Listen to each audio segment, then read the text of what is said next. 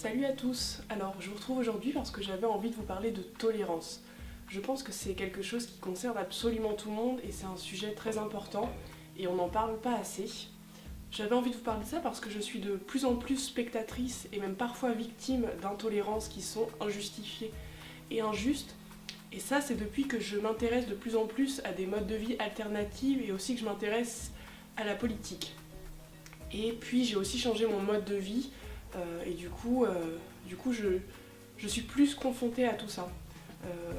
Quand je parle de changer mon mode de vie, c'est depuis que j'ai un mode de vie qui est plus écologique, que je me suis intéressée à la politique, que je m'intéresse au féminisme, que voilà, j'essaye d'avoir un mode de vie plus éthique, qui est plus simple et plus juste en fait.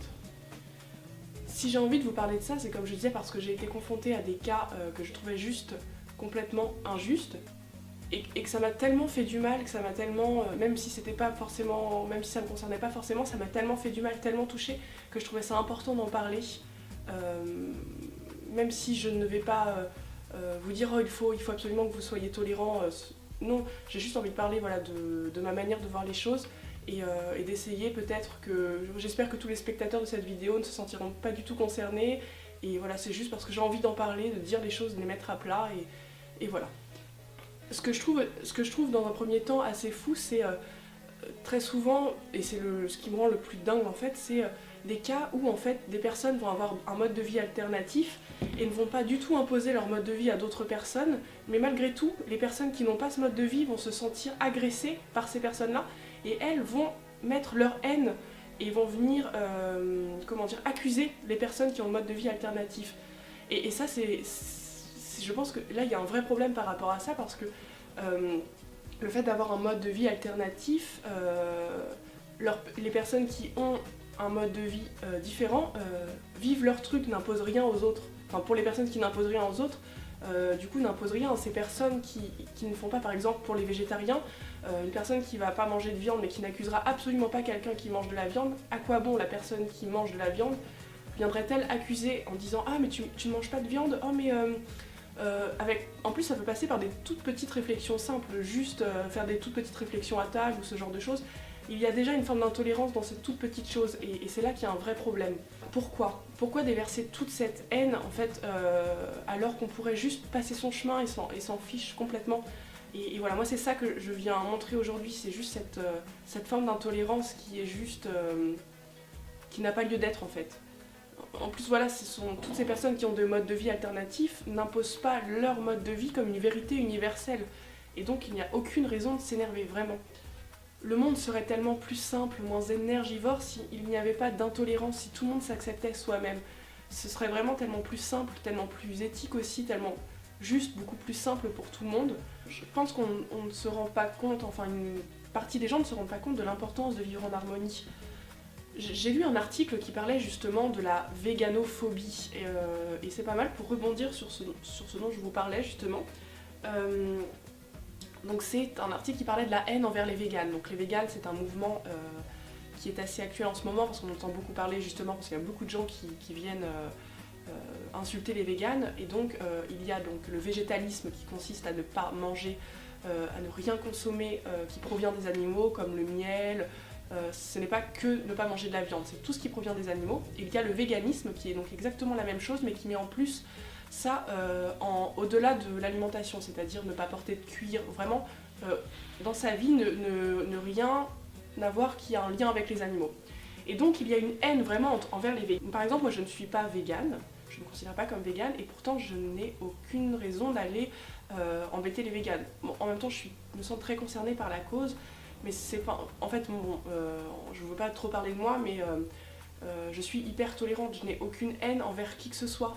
Enfin, c'est-à-dire que je ne suis pas végane, mais je n'ai aucune haine envers les véganes, je n'ai aucune haine envers les gays, envers les lesbiennes, je n'ai aucune haine envers les noirs, les étrangers, peu importe, c'est hyper stéréotypé, je suis désolée, mais voilà, donc c'est juste un exemple. Voilà, et donc si je donne ces exemples, c'est parce que dans l'article justement, il parlait d'une haine aussi forte envers les véganes que ce que peut l'être les homophobes ou voilà, toutes les haines qu'on a pu avoir très fortes qui sont ancrées dans l'histoire sociale. Et la haine envers les véganes est limite aussi forte actuellement que ce qui a pu se passer auparavant vers des luttes sociales aussi grandes.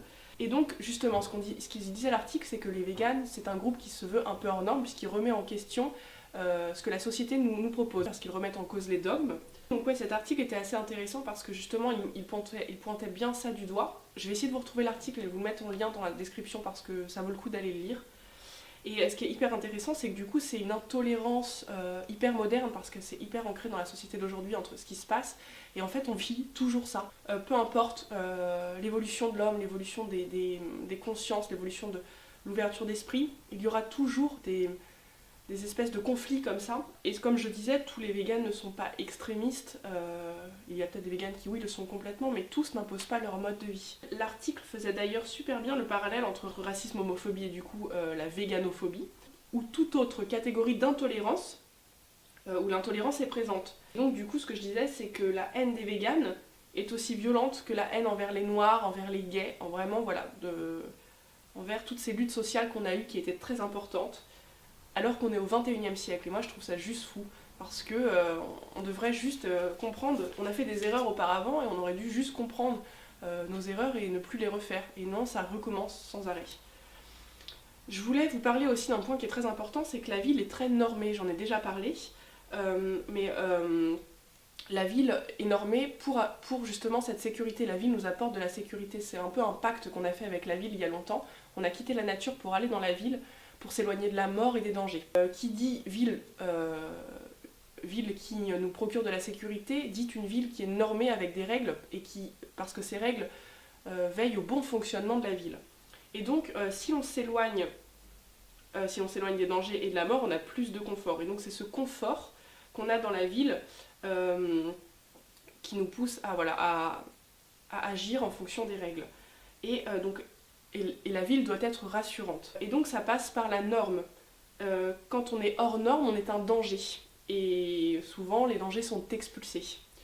Et donc, pour revenir à la tolérance et par exemple aux véganes, malheureusement toutes ces catégories de personnes que l'on pourrait classer de hors norme, alors que je ne suis absolument pas d'accord, sont des personnes qui remettent en cause la société et donc sont vues comme un danger. Et donc sont marginales et s'expulsent même de la société. Si on ne répond plus aux critères que nous impose la ville, on est mal vu, on est mal perçu, on est jugé et on est exclu. Et du coup ça provient clairement de l'éducation, parce que dès l'école on nous apprend à rentrer dans des cases, on nous apprend à être noté, on nous apprend à être un parfait citoyen, en fait c'est le cas. J'ai vu un documentaire il n'y a pas longtemps, pareil, je vais essayer de vous mettre le lien dans la description, d'une école, je crois qui est au Japon, qui est une école qui remet en cause toutes nos écoles à nous. C'était une école où en fait les élèves, déjà c'est un truc immense, où il n'y a pas de mur, il y a l'intérieur et l'extérieur sans mur, il n'y a pas de mur pour les classes qui séparent, et tous les élèves font ce qu'ils veulent, quand ils veulent. Il y a quand même des cours, mais ils ont même dans la cour de récré des espaces à escalader avec des zones de danger exprès, où en fait on apprend à l'enfant à se mettre en danger et à s'autogérer tout seul, plutôt que de lui donner plein de règles dans lesquelles il doit se ranger. Et ce qui était génial dans cet article, c'est justement ce qu'il disait, c'est que dans cette école, on apprend les enfants à se mettre en danger, et quand ils sont dans des zones de danger à plusieurs, ils viennent s'entraider justement pour ne pas tomber seuls, par exemple en cas de chute. Et ce que disait justement un des professeurs, et que j'ai trouvé hyper vrai, c'est qu'en fait dans notre société actuelle, on nous apprend pas, on ne nous laisse pas la place à nous aider les uns les autres. La ville est tellement normée, tellement sécurisée qu'en fait on n'a plus besoin de s'entraider les uns les autres parce qu'il n'y a plus du tout de danger. Et dans cette école, on apprend aux élèves à se mettre en danger et à s'aider les uns les autres. Et c'est ce que la société ne nous permet pas aujourd'hui. Et c'est un vrai problème d'éducation aussi, et je pense qu'on n'a pas vu la chose, mais il y a un vrai problème par rapport à ça.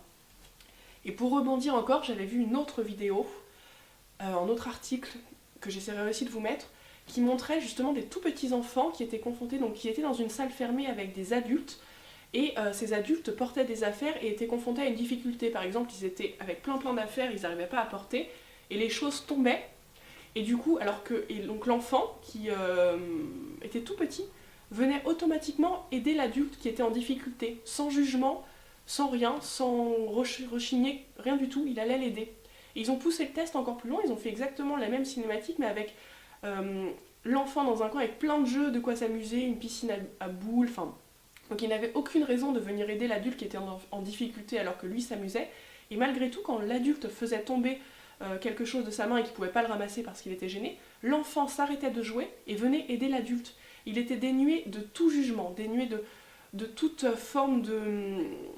J'arriverai pas à trouver les mots, mais peu importe, il était en train de s'amuser, mais il s'en fichait de s'arrêter pour aller aider son prochain. Et il était vraiment pas du tout égoïste, rien du tout. Et je trouvais ce test vraiment très parlant, parce que finalement, quand on grandit, on perd ça. Et on cherche, enfin, on se demande toujours si ça vaut le coup d'aller aider l'autre, si on y cherche son intérêt aussi, et donc on perd ça, c'est quelque chose de très important. Et du coup, voilà, je trouve que c'est très parlant. Donc oui, si on avait encore ça en restant adulte et en vivant dans la ville, je pense qu'on serait beaucoup plus tolérant et que tous ces soucis d'intolérance et d'injustice n'existeraient juste pas en fait. Il y a aussi un autre point qui est important, comme je disais, c'est que la ville se veut rassurante, se veut sécurisée, et on met aussi ces stéréotypes-là sur les animaux qui sont dans les villes. Parce que nos animaux de compagnie, par exemple, ils sont beaux, ils sont gentils, ils ne mordent pas, ils sont propres, ils ne sont surtout pas dangereux. Parce que tous les animaux qui sont dangereux, les animaux errants, toute forme de danger, on les met à la fourrière. Parce que ils sont sales, ils sont errants, ils ne correspondent pas aux normes de la société.